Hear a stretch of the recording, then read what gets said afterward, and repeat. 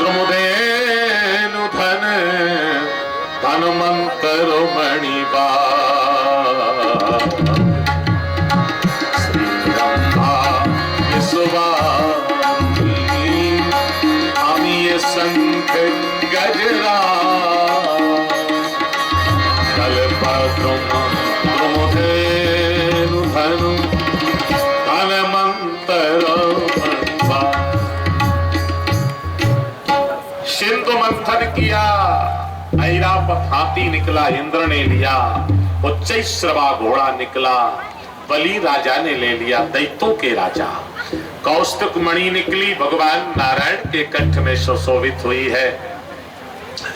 और जो है कल्प वृक्ष निकला तो स्वर्ग में भेज दिया, कामधेनु निकली तो स्वर्ग में भेजा, अप्सराएं निकली तो स्वर्ग में भेजा। और देखो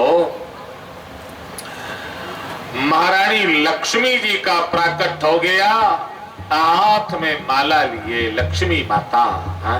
अच्छा, लक्ष्मी को देख करके अब जानते हो झगड़ा की जो जड़ है तो तीन ही बातें होती, जर जोरू जमीन, ये तीन झगड़ा के कारण आप देखा कि लक्ष्मी, अब ये इनका क्या हो, तो नारायण बोले सुनो भाई देवता और दैत्यो, यह देवी जी जिसको माला पहना दें, जिसका वर्ण कर ले, ये उनकी हो जाएगी। अच्छा, भगवान ये लीला कर रहे। हाँ, एक बार माता लक्ष्मी भगवान से बोली प्रभु हर लोग अपनी अपनी सालगिरह मनाते हैं, शादी की, हाँ शादी की मैरिज ग्रह मनाते हैं, तो अपनी अपनी कोई ग्रह, अपनी कोई जो है तिथि निश्चित नहीं है। भगवान बोले निश्चित तो तब हो जब अपनी शादी हुई हो, अपन तो अनादि से है, तो महाराज कुछ ऐसा करो कि जिससे कम से कम ये तो लोगों के बीच संदेश जाए कि लक्ष्मी जी ने माला पहनाई। हाँ, तो बोले सिंधु मंथन होगा, उसी में आप आ जाना और माला डाल दे। हाँ, भगवान ने पहले सारी बात कर ली थी। अब लक्ष्मी जी माला लेके प्रकट हुई तो भगवान बोले जिसके गले में ये माला डाल दे। अब पंक्तिबद्ध बैठ गए, देवता दैत्य महात्मा सब बैठे पंक्ति लगा के। दुर्वासा महात्मा भी चमीठा गाड़ के बैठ गए। और जैसे ही लक्ष्मी दुर्वासा को देखती है तो कहती है महात्मा तो बड़े तपोनिष्ठ हैं, लेकिन इनके तो नाक पर ही क्रोध रखा रहता है, ना जाने कब श्राप दे दे। आगे बढ़ गए। हाँ, सब में कोई ना कोई कमी निकाली और भगवान श्री हरि नारायण तो अपना बिल्कुल शांत भाव से बैठे हैं। हाँ, भगवान के गले में माता लक्ष्मी ने जयमाल पहना दी। मानो जो लक्ष्मी को पाना चाहता है लक्ष्मी वहां नहीं आती हैं, और जो नहीं पाना चाहता है लक्ष्मी वहां। आज भगवान श्री हरि को लक्ष्मी पाने की कोई इच्छा नहीं है, इसीलिए भगवान के गले में माला पहना दी। और बोलिए लक्ष्मी नारायण भगवान की। आज भगवान का वर्ण माता लक्ष्मी ने कर दिया। फिर से मंथन हुआ,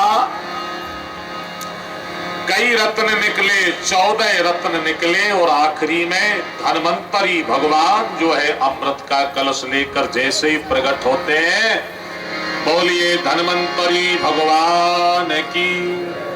दैत्यों ने मारा झपट्टा, छीन लिया अमृत का कलश, लेकर के भाग गए। देवता बोले ले गए ले गए ले गए ले गए, देखते ही रह गए। भगवान बोले अब क्या हो, सारे देवता उदास हो गए। प्रभु ने कहा चिंता मत करो, जो हमारी शरणागति लेता है, जो मेरे ऊपर विश्वास करता है, उसकी गई हुई वस्तु को भी मैं वापिस लौटा देता हूँ। और देखो रामायण में चौपाई बड़ी सुंदर लिखी है, गई बहोर गरीब निवाजो, गई बहोर गरीब निवाजो, सरल सबल साहिब दखुराजो, सरल सबल साहिब दखुराजो, मोर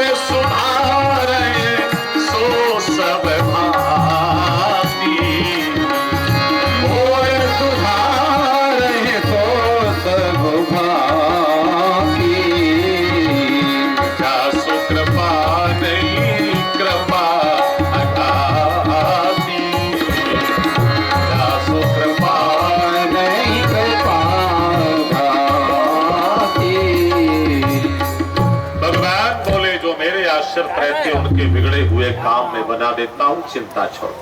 अब दैत्य लोग ले गए अमृत का कलश, लेकिन पी नहीं पा रहे, आपस में झगड़ा कर रहे। वो कहते यहाँ पूर्वम महापूर्वम, पहले मुझे झगड़ा चल रहा था। भगवान सुंदर विश्व मोहिनी का रूप बना के पहुंच गए, कमल कीड़ा करते हुए, हाथ में कमल घुमाते हुए एक सुंदरी जो है आती हुई देखी। दैत्यों ने देखो देखो ये कौन आ रही है, हाँ बड़ी अद्भुत सुंदर है, ऐसी सुंदरी तो जीवन में कभी नहीं। अजी देवी जी नमस्कार, आपका परिचय, आप कौन है, आप ऐसी अकेली कहाँ घूम रही, आपकी शादी हुई के नहीं? भगवान बोले तुम लोगों को हमसे क्या मतलब? बोले मैं हम ऐसे वैसे नहीं है, हम गिरे खानदान के नहीं, कश्यप नंदन है, हमने सिंधु मंथन किया, अमृत निकाला, देखो ये। अच्छा अमृत, फिर इसको पी क्यों नहीं रहे? बोले देवी जी झगड़ा हो रहा आपस में, हाँ अगर आप ठीक समय पर आ गए, आप ही बंटवारा कर दो। दैत्य लोग तो उनके सौंदर्य पर इतने दीवाने हो गए, पागल हो गए। भगवान बोले विश्व मोहिनी के रूप में देव, आप कश्यप के पुत्र दैत्य और इतने महामूर्ख है? पिता इतना ज्ञानी महात्मा और आप ऐसे मूर्ख क्यों? हम लोग मूर्ख क्यों? अपरिचित नारी पर विश्वास कभी नहीं करना चाहिए, हाँ? और मेरा कोई अता पता ठिकाना नहीं, और आप कहते हैं कि अमृत और ऐसी बहुमूल्य चीज को मुझे सौंप रहे हो बांटने के लिए। अब भगवान ने और विश्वास जमा दिया। दैत्य बोले भाई लगता मुझे तो बड़े भले खानदान की लगती है, बहुत पढ़ी लिखी समझ में आ रही है, तो मुझे देखो कितनी बढ़िया बात कही, अपरिचित नारी पर कभी विश्वास नहीं करना चाहिए। लेकिन अब कई दैत्य बोले हमने तो फैसला कर लिया। क्या? बोले अमृत पिएंगे तो देवी जी के हाथ से पिएंगे। हाँ दैत्य बोले देवी जी आपने बहुत बढ़िया बात कही, लेकिन आप बंटवारा कर दो, हमें विश्वास है आपके ऊपर। भगवान बोले अगर कम ज्यादा चला जाए तो हमसे झगड़ा मत करना। कई दैत्य जो रूप के दीवाने हैं ना, वो कहते हैं आप मुझे एक बूंद भी मत देना, हाँ आप तो बंटवारा कर दो, हम लोग कुछ नहीं कहेंगे। अच्छा तो लाओ, अमृत का कलश ले लिया, और तब तक देवता भी भागे भागे चले आ रहे थे। भगवान बोले ये कौन आ रहे? बोले ये जो हमारे हैं ना, हमारे सौतेले भाई हैं, अब तुम जल्दी बंटवारा करो, हाँ झगड़ा हो जाएगा इनसे, क्योंकि हम दोनों ने मिलकर के सिंधु मंथन किया। भगवान बोले तुम बड़े बेईमान समझ में आते हो। अरे भाई जब इन्होंने तुम्हारा साथ दिया मंथन में, तो एक काम करते हैं, हम इनको ऊपर का पतला पतला पिला देते हैं, गाढ़ा गाढ़ा नीचे का आपको पिलाएंगे। हाँ दैत्य तो बड़े प्रसन्न है, भगवान तिरछी नजर से देख रहे हैं। हाँ और दैत्य बोले देवी जी आपकी जैसी इच्छा हो वैसा करो। हाँ अब भगवान तिरछी चितवन से दैत्यों को रूप माधुर्य रसपान करा रहे हैं, और देवताओं को एक पंक्ति में बैठाल करके उनको अमृत पिलाते जा रहे हैं। और राहु जो था ना, अब वो जानते हो एक सुरभानु नाम का राक्षस, वो समझ गया और वो बैठ गया चंद्रमा सूर्य के बीच में, और जैसे ही उसको अमृत दिया देवता बोले महाराज गड़बड़, ये राक्षस। तुरंत भगवान ने चक्र चलाया, लेकिन गले के नीचे अमृत उतर गया था। अब वो मरा नहीं, दो भागों में राहु और केतु बन गया, और भगवान अमृत का कलश लेकर अंतर ध्यान। दैत्य बोले भैया वो देवी जी कहाँ गई है? कोई बोला वो देवी नहीं थी, था। क्या मतलब? बोले मुझे लगता है कि वो बहरूपिया छलिया विष्णु था, विष्णु। देवताओं का काम बनाने के लिए न जाने कौन कौन से रूप में आ जाता है। हम इन देवताओं को नहीं छोड़ेंगे, इन्होंने हमारे साथ छल किया है। फिर क्या था, घोर संग्राम छिड़ गया परीक्षित। सुखदेव भगवान कहते हैं तथा देवासुरो नामः रणा परम दारुणम। सारे दैत्यों को मार दिया देवताओं ने, क्योंकि अमृत पी चुके थे देवता, कोई नहीं मरा। दैत्य मर गए। शुक्राचार्य ने अपनी संजीवनी विद्या से सारे दैत्यों को जीवित कर दिया। बलि दैत्यों का राजा गुरुदेव की शरण में कहता, गुरुदेव हमारे साथ देवताओं ने छल किया, हमें इनसे बदला लेना है। शुक्राचार्य बोले तुम मेरी बात मानो तो विजय मैं अभी दिला सकता हूं, स्वर्ग पर तुम्हारा दोबारा अधिकार जमा सकता हूं। ठीक है गुरुदेव, क्या करना होगा? बोले तुम ब्राह्मणों की सेवा करो। ब्राह्मणों की सेवा से क्या होगा जानते हो राजन? मेरे पास हर विद्या का काट है, लेकिन नारायण का कोई काट नहीं है। और भगवान विष्णु को अगर वश में करते हैं तो ब्राह्मण करते हैं। अगर ब्राह्मणों का आशीर्वाद तुम्हें मिल गया तो भगवान नारायण भी तुम्हारे पक्ष में हो जाएंगे। तब फिर देवता तुम्हारा कुछ नहीं बिगाड़ पाएंगे, तुम्हारा स्वर्ग पर राज्य हो जाएगा। अब क्या था, फिर दैत्य लग गए ब्राह्मणों की सेवा में। चरण दबाना, चरण धोना, सेवा करना, बढ़िया रसगुल्ला, मालपुआ, तस्मई, चमचम, रसमलाई, सात चकाचक भंडारे ब्राह्मण पाने लगे। अब ब्राह्मण को भोजन करा दो, फिर क्या चाहिए? हाँ, अजी पूड़ी के लालच में 12 कोस तक दौड़ा चला जाता है ब्राह्मण। हाँ, मथुरा के पंडा, हाँ, हमारे वृंदावन से आए, ये विनोद भाई जानते हैं, वहां के पंडा लोग 4 रसगुल्ले खा जाते, 4 किलो रसगुल्ले। एक पंडा खा गया 4 किलो रसगुल्ले। एक नेता देख रहा था, बोला क्यों महाराज 4 किलो रसगुल्ले हजम कर लोगे? पंडा जी बोले क्यों नहीं करेंगे? 4 किलो? हाँ। पंडा बोला तुम्हारे जैसे नेता पूरा देश ही हजम करने में लगे हैं, हमें 4 किलो पर आपत्ति कर रहे हो? हाँ? नेता तो पूरा देश ही खाए जा रहे हैं। और 3 बातें तो बड़ी होनी चाहिए। क्या? बोले नगर का सेठ बड़ा होना चाहिए, वक्त पर काम आ जाए, और मंदिर का गेट बड़ा होना चाहिए, और पंडित का पेट बड़ा होना चाहिए। हाँ, ब्राह्मणों की सेवा महाराज बलि ने की। आप जानते हो भगवान जो है ब्राह्मण के अधीन होते हैं। विप्र प्रसादात धरुणी धरोहम, विप्र प्रसादात कमला वरोहम, विप्र प्रसादात अजितो जितो हम, विप्र प्रसादात मम राम नाम। भगवान कहते ब्राह्मण के आशीर्वाद से मैं पृथ्वी को धारण किए रहता हूं, और ब्राह्मण के आशीर्वाद से कमला का मैंने वर्ण किया, उन्हीं के आशीर्वाद से मेरा नाम राम और कृष्ण है। अजित राक्षसों पर विजय भी उन्हीं के आशीर्वाद से पाता हूं। ब्राह्मण प्रसन्न हो गए बलि की सेवा से। बोले राजन क्या चाहिए? बोले बस महाराज मेरा स्वर्ग पर अधिकार हो जाए, देवताओं को पराजित करना है। एक विमान तैयार करके दे दिया ब्राह्मणों ने अपनी तपस्या से। इस विमान पर बैठ करके युद्ध करोगे राजन, तुम्हें सफलता मिलेगी। अब बलि बैठ करके विमान पर जब चला, वह करोड़ों सूर्य से भी ज्यादा दैवित्वमान विमान दैत्य लोगों को लेकर के बलि गए। उस स्वर्ग पर चढ़ाई की, देवता फिर भाग गए। फिर देवता हाहाकार करने लगे, भगवान की शरण में गए, और बलि का राज हो गया स्वर्ग पर। हाँ भाई, भगवान तो वहां रहते हैं जहां धर्म रहता है। आज बलि धर्म का स्थापन कर रहे, हजारों यज्ञ बलि करता है, और ऐसे धर्मात्मा बलि के साथ भगवान का भी मत हो गया। अब जो है अदिति माता बड़ी दुखी, अपने पति कश्यप ऋषि से कहा हमारे देवता पुत्र फिर से परेशान हो गए, उनका स्वर्ग फिर ले लिया दैत्यों ने। कश्यप ऋषि बोले देवी तुम जो है फाल्गुन मास की शुक्ल पक्ष में प्रतिपदा से लेकर द्वादशी तक पेय आहार व्रत करो, दूध पी करके रहो, निश्चित तुम्हारे इस संकट का समाधान भगवान स्वयं आकर के करेंगे। और अदिति माता ने वह व्रत किया।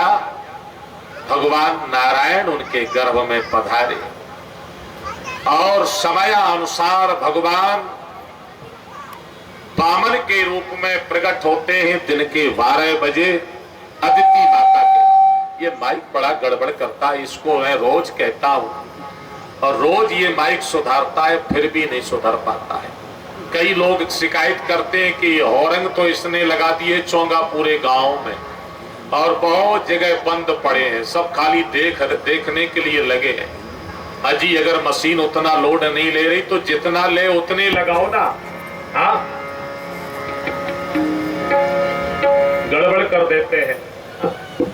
देखो चला गया, सीटी मारता है। जितना पावर वाली मशीन उतने लगाओ, ज्यादा मत लगाओ, लेकिन कम से कम कथा में तो ठीक चले। कथा में अगर माइक चला जाता तो ऐसे लगता जैसे किसी ने गला काट दिया। बोलो हाँ।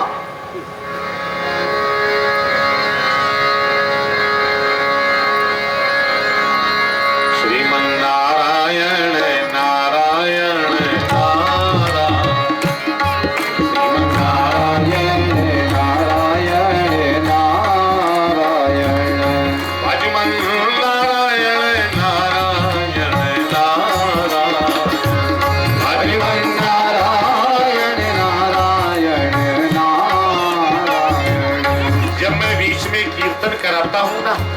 इसीलिए कराता हूं कि शायद आपको आलस आ जाए, या कई लोग घर गृहस्थी की बातों में लग जाती है माताएं, तो मन कथा में लगाओ, वाणी से हरि कीर्तन करो और अपने मन को बिल्कुल कथा में लगा करके सुनना चाहिए।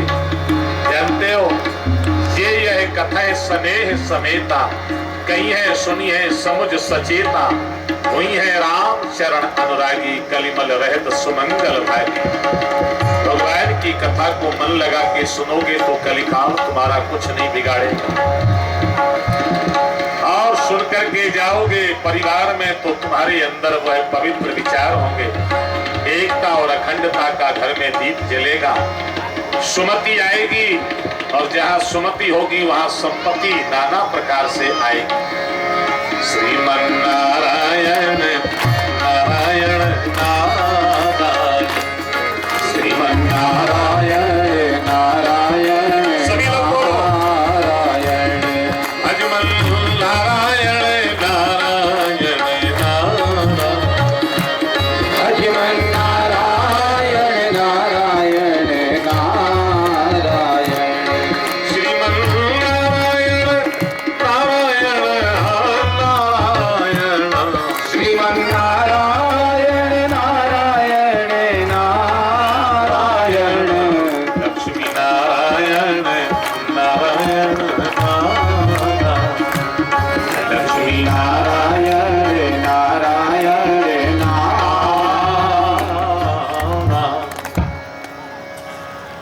आज भगवान वामन का प्राकट्य माता अदिति के गर्भ से होता है। दिन के 12 बजे अब अभिजित मुहूर्त में भगवान का प्रादुर्भाव हुआ, और भगवान प्रकट होते ही जो है देवता भगवान का दर्शन करने आए। माता सबसे पहले तो पृथ्वी माता ने जो है आसन प्रदान कर दी भगवान को। देव गुरु बृहस्पति ने जनेऊ संस्कार किया। यज्ञोपवीतम परमं पवित्रम प्रजापते यत् सहजम पुरुषतः आयुष्मग्रम प्रथमं च शुभ्रम यज्ञोपवीतम बलमस्तु तेजः। जनेऊ धारण करना हमारे 3 वर्णों में केवल परंपरा नहीं, इसमें बड़ा राज होता है। देखो ये जीवन के जो अंग हैं, जो से हम धर्म का रूप मानते हैं, वह केवल धर्म ही नहीं, हमारे जीवन में कहीं ना कहीं हमारे स्वास्थ्य को भी लाभ देते हैं। जनेऊ पहना जाता था 3 वर्णों में, ब्राह्मण क्षत्रिय वैश्य यज्ञोपवीत धारण करते थे। यज्ञोपवीत धारण करने से आत्मबल बढ़ता है, बुद्धि बढ़ती है, तेज बढ़ता है, और यज्ञोपवीत कान पर चढ़ाने से कभी भी बीमारी नहीं होगी। धातु की जो प्रमेय डायबिटीज के शिकार आज लोग हो रहे हैं, क्योंकि वो खड़े खड़े सारे काम करने लगे। हाँ अजी कान पर जनेऊ चढ़ा करके जो लघु शंका दीर्घ शंका जाएगा, उसे कभी प्रमेय की शिकायत नहीं होगी, डायबिटीज नहीं होगी। अब लेकिन खड़े खड़े बाथरूम कर रहे लोग जानवरों की तरह। बोलो हैं, अभी ये कोई इंसान है क्या? सूट बूट वाले खड़े खड़े तो डायबिटीज के मरीज तो होंगे ही। हाँ, और यज्ञोपवीत जीवन में बहुत उपयोगी है। देखो, तीनों देवता निवास करते यज्ञोपवीत में, और सतोगुण, रजोगुण, तमोगुण भी रहता है। तीनों गुण जब तक नहीं होंगे शरीर में तो ये शरीर नहीं चलेगा। 9 शक्तियों का निवास होता है यज्ञोपवीत में। प्रथमम शैलपुत्री चा, द्वितीयम ब्रह्मचारिणी, तृतीयम चंद्रघंटेति, कौशमांडेति, चतुर्थकम पंचमम स्कंद मातेति, षष्ठम कात्यायनीति च, सप्तमम कालरात्रिति च, महागौरीति च, अष्टमम नवमम सिद्धदात्री चा, नव दुर्गा प्रकीर्तिता। ये 9 देवियां निवास करती हैं। यज्ञोपवीत धारण करना चाहिए और चोटी रखना चाहिए। एक लड़का बोला, चोटी से क्या होगा महाराज? मैंने कहा, तुमने टीवी का एंटीना देखा? छतरी क्या करती है? बोले, चित्र और शब्द खींचती है वो एंटीना।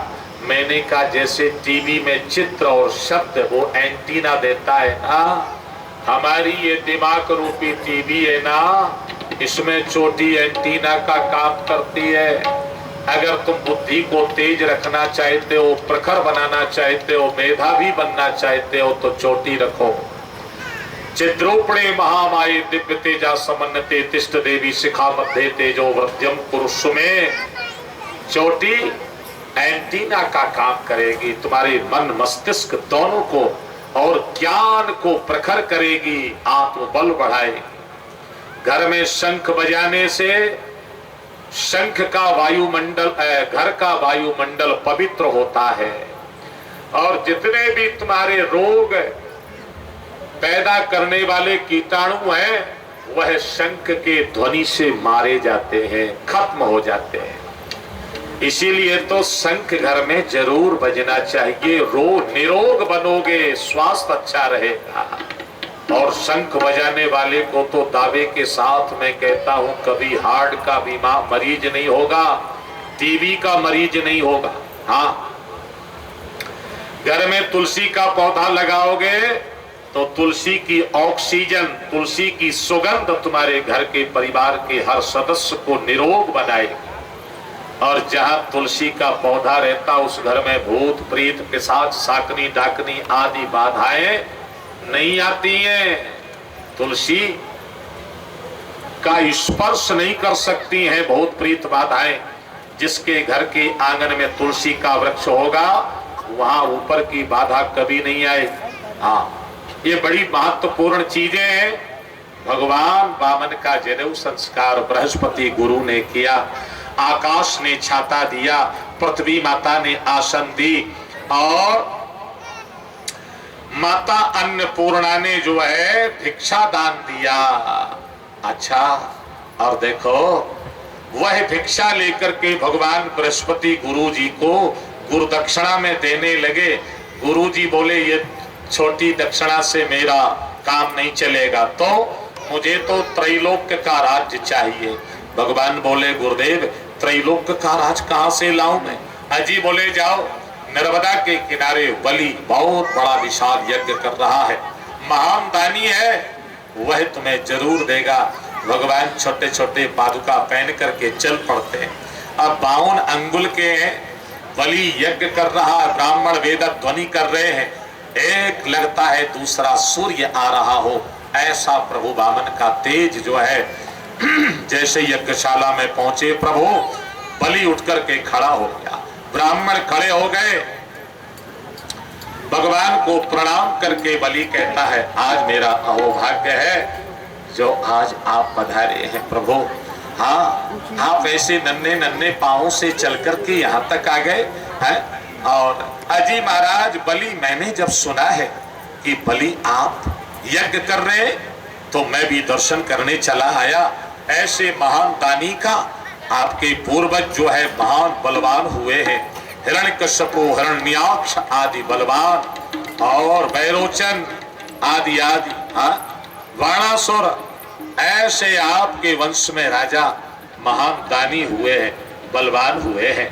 और आप भी ऐसे दानी, आपकी जय जयकार दिगंत तक लहरा रही है।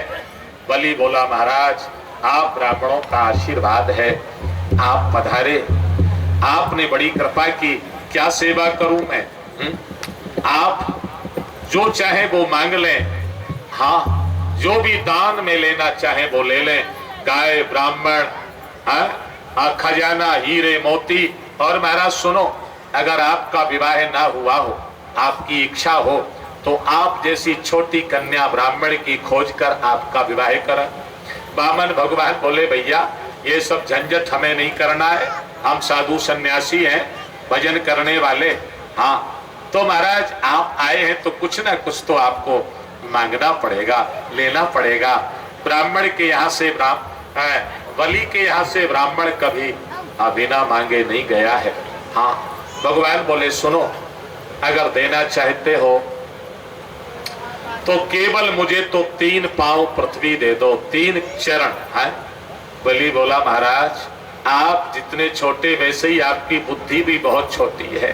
52 अंगुल के तो आप हैं, और आपकी बुद्धि भी इतनी छोटी। अरे आप सोचो किसके सामने खड़े हो, किससे मांग रहे हो? ये त्रैलोक्य का राजा बलि, महान दानी, और 3 पांव पृथ्वी मांग रहे हो। महाराज लोग क्या कहेंगे? देने में भी मुझे शर्म आती है। भगवान बोले मुझे करना क्या है, सन्यासी हूं ना, संग्रह नहीं करना चाहिए महात्माओं को। हाँ मुझे तो जितने में भजन करना है बैठ के बस उतनी जगह चाहिए। अगर देना है तो 3 चरण दे दो। बलि बोला महाराज जहां इच्छा हो तहां नाप लो। अब मैं 3 शरण कहां कैसे संकल्प करूं? भगवान बोले देखो भाई नियम तो पालन करना पड़ेगा, संकल्प तो बोलना पड़ेगा। शुक्राचार्य जी महाराज सुन रहे थे, ये नन्हा सा वामन जो है और इतनी लंबी लंबी बातें कर रहा, पूर्वजों का इतिहास सुना रहा है, बड़ा धर्म का जो है प्रचार कर रहा है, बलि की बड़ी प्रशंसा कर रहा। जरा देखें तो आया कहां से? ध्यान लगा के जो देखा शुक्राचार्य ने सो भगवान नारायण हर भगवान ध्यान में आ गए। तुरंत दौड़ के आए, बोले हे बलि सावधान। क्या हुआ महाराज? बोले संकल्प मत कर देना। हाँ 3 चरण में तो ये तुमको बैठने की जगह नहीं छोड़ेगा। क्यों महाराज? अरे ये बामन है, 3 पांव लेकर पृथ्वी विदा होगा। हाँ संकल्प तो कर ही देना चाहिए। नहीं नहीं, संकल्प अगर कर दिया राजन तो बड़ा खतरा हो जाएगा। ये ना बामन है ना 53। बोले तो शुक्राचार्य बोले एस वैरोचना साक्षात भगवान विष्णुरप्पया कश्यपाद अदतेर्जाता देवानां कार्य साधुका। अरे बलि ये साक्षात नारायण हैं, भगवान हैं, और कश्यप अदिति की संतान बनकर आए देवताओं का कार्य सिद्ध करने के लिए। हाँ इसलिए चक्कर में मत पड़ना, कह दो मैंने नहीं दिया, जाओ फिर कभी आना। बलि बोला महाराज संकल्प करने से ही क्या दान होगा? मैंने वचन दे दिया तो मेरा वचन भी संकल्प से बढ़कर के है। शुक्राचार्य बोले अगर तू हमें ज्ञान सिखाएगा, मेरी बात नहीं मानेगा तो मैं तुझे श्राप दे दूंगा। बलि बोला महाराज तो मैं वचन कैसे वापिस करूं? शुक्राचार्य बोले 5 स्थान ऐसे होते जहां झूठ बोला जा सकता है।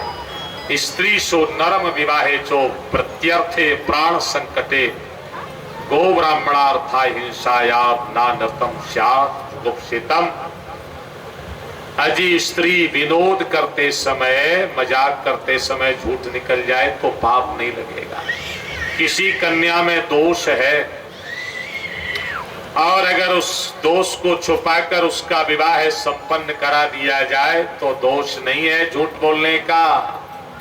ब्राह्मण की रक्षा में, गौ रक्षा में, और किसी को अगर फांसी या सजा और उसने अपराध किया नहीं, उसे व्यर्थ में फंसा के उसे सजा दे रहा है जज, आपके झूठ बोलने से अगर फांसी उसकी कट रही है तो जरूर झूठ बोलो। हाँ, पाप नहीं लगेगा, वैसे झूठ बोलोगे तो पाप लगेगा। देखो भाई, संसार में हर वस्तु उपयोगी है, असत्य भी कभी ना कभी उपयोग में आता है।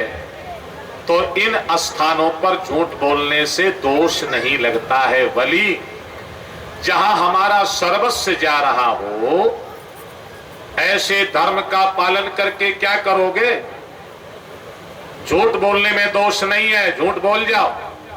बलि बोला, महाराज ये हमसे नहीं होगा, आप गुरु हैं और आपको अच्छी शिक्षा देनी चाहिए। आप हमें धर्म के पथ से विचलित कर रहे हैं, सत्य और दान के रास्ते से हटा रहे हो। बलि शुक्राचार्य बोले, इतनी देर से तो गुरु से मुंह लग के बात कर रहा है, या मैं तुझे श्राप देता हूं कि शीघ्र ही श्रीहीन हो जाएगा। और दे करके श्राप गुरु तो अंतर ध्यान हो गया। भगवान बोले, भैया देना हो तो दो, नहीं तो अपने राम भी चलते हैं। बलि बोले, महाराज आप तो संकल्प करिए। हाँ, और जैसे ही संकल्प करने लगे तो वो जल अर्घ से गिरता नहीं, अर्घा से। हाँ, अरे टोटी से जल क्यों नहीं निकल रहा? देखो भागवत में तो नहीं लिखा, लेकिन अन्य पुराणों में आया है कि शुक्राचार्य ने सोचा जब जल नहीं गिरेगा तो संकल्प होगा नहीं, तो कम से कम चेला का राज तो बच जाएगा। चेला के राज बचाने के चक्कर में शुक्राचार्य टोटी के अंदर बैठ गए। भगवान समझ गए, एक कुशा लेकर के फेंक कर जैसे ही मारा टोटी में, सो एक आंख गोविंदाय नमो नमः, शुक्राचार्य जी की एक आंख साफ हो गई। कबड़ा के बाहर निकले, जल गिरा, संकल्प भगवान ने पढ़ दिया। अब बोलो, भगवान ने एक आंख क्यों फोड़ दी शुक्राचार्य? अजी, भगवान कहते हैं शुक्राचार्य आप महात्मा हैं, आपकी ज्ञानमयी दृष्टि जो है ना वो बड़ी तीखी है। एक नजर में तुमने हमें पहचान लिया, वामन रूप में भी जान लिया कि ये नारायण है, तो ज्ञान की दृष्टि तो तुम्हारी बहुत अच्छी है, लेकिन वैराग्य की जो दृष्टि है उसमें मोतिया बिंद आ गया है। महात्मा को विरक्त भी तो होना चाहिए। इतनी आसक्ति है तुम्हें राज्य से, संपत्ति से कि दान करने में रुकावट डाल रहे। ये वैराग्य की आंख में मोतिया बिंद, इसका ऑपरेशन करना जरूरी है। हाँ, ज्ञान विराग नयन उर्गारी, भक्ति के वैराग्य के दो नेत्र है ना, संत के वैराग्य और ज्ञान। तो ज्ञान नेत्र तो ठीक है, तुमने पहचान लिया, लेकिन वैराग्य के नेत्र में मोतिया बिंद आसक्ति का जुड़ गया। हाँ, इसीलिए भगवान ने अच्छा संकल्प पढ़ा। संकल्प पूरा होते ही भगवान ने विराट रूप धारण कर लिया। बोलिए विराट भगवान की।